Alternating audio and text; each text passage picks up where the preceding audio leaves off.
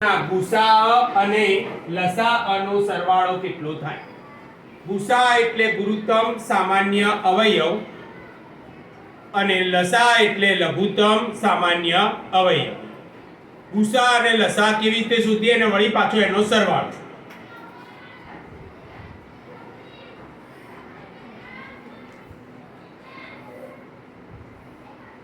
પહેલા 20 એટલે 2 વડે ભાગ ચાલશે. 2 દાન 20 25 એમ ના એમ. ફરીથી 2 વડે ભાગ ચાલશે. 2 પંચું 10 25 એમ ના એમ.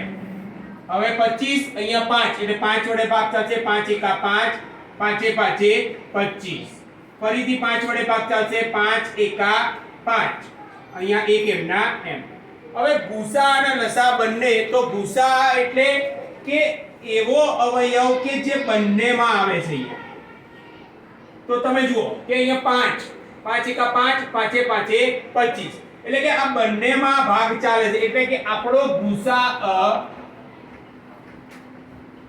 બરાબર 5 અને લસા બરાબર